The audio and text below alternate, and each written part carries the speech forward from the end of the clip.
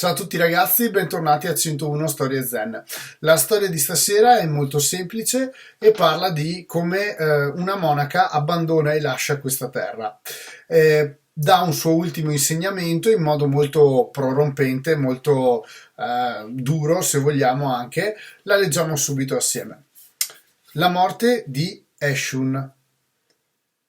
Quando aveva ormai più di 60 anni e stava per lasciare questo mondo, Eshun, la monaca zen, pregò alcuni monaci di fare una catasta di legna nel cortile. Poi si sedette risolutamente nel mezzo della pira funebre e ordinò che vi appiccassero il fuoco tutt'attorno. «Oh sorella!» gridò un monaco, «c'è caldo lassù?»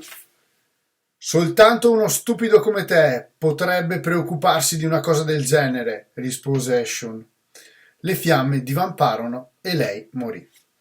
Allora, la storia, per quanto possa sembrare, ripeto, molto triste, rappresenta anche delle domande, nel senso, la storia ci dice intanto che c'è una persona molto colta che ha dedicato la sua vita allo zen, che se ne sta andando.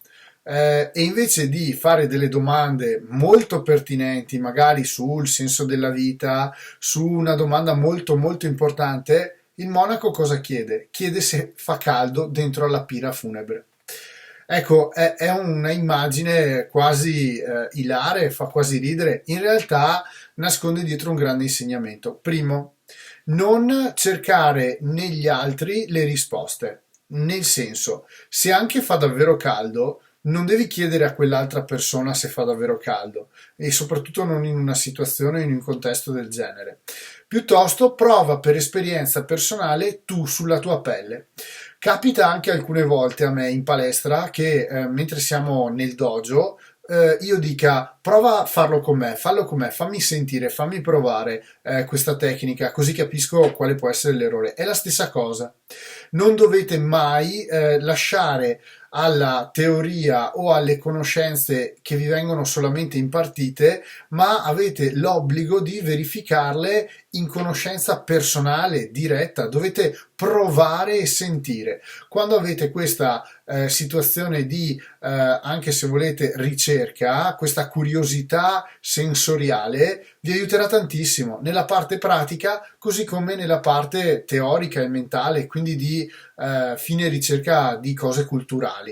Ecco, l'idea è questa. Non ti devi preoccupare di ste robe qua e soprattutto se sei un monaco giovane non ti devi neanche preoccupare di cosa sto attraversando io. Ho deciso io di sedermi su questa pira funebre. Questo probabilmente era una delle riflessioni che stava facendo Eishu mentre dava dello stupido a questo monaco. Attenzione, questo modo di fare, dare dello sciocco, dare del ragazzo che non è ancora arrivato, non è un modo cattivo a livello orientale. Attenzione che non è un rimprovero negativo, è un rimprovero allo svegliarsi. È un modo di, ehi, destati, coraggio, cerca di capire che quella che mi hai fatto non è una domanda sana, ma è una domanda che ti allontana dalla via.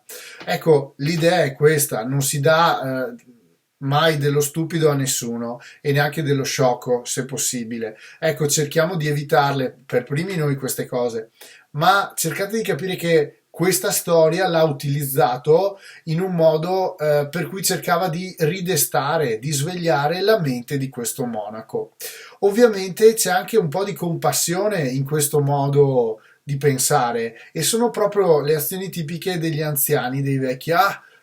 Sei un ragazzo sciocco, oh accidenti se avessi io la tua età, cioè si tratta di avere la coscienza della vita, di tanti anni fatti e passati e di dire accidenti ma come fa a non arrivarci questo giovane? Perché è giovane e quindi va anche capito, tollerato ed aiutato.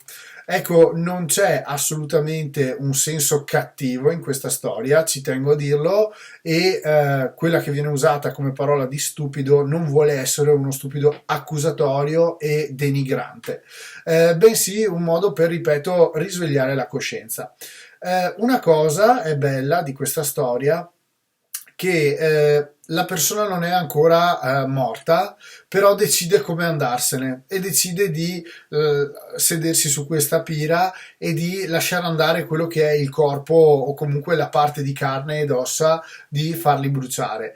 Ecco, l'idea, secondo me, che c'era anche dietro era anche quella di dimostrare che ormai la vita era vissuta, ormai le cose erano già conosciute e sentiva lei che era arrivato il suo momento. E quindi probabilmente questa domanda un po' sciocca l'aveva turbata e ha risposto in questo modo. C'è anche questo da dire, soprattutto per i più piccoli, di dare questa visione, cioè che accidenti, ho preparato tutto, sto andando via, sto per andarmene, fammi una domanda molto più interessante che riguardi un aneddoto, un mistero della vita, qualcosa su cui io ti possa far riflettere, ma non chiedermi se fa caldo qui dove ho deciso di andarmene su questa pira funebre di fuoco. Ecco, ci sono tanti comunque interpretazioni possibili per questa storia, tanti finali.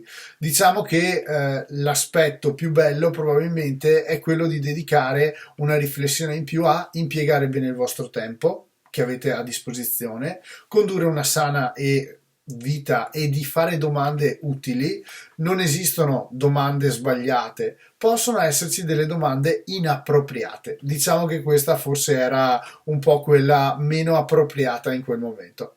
Detto questo, io ho finito, noi ci salutiamo e ci vediamo alla prossima Storia Zen. Ciao!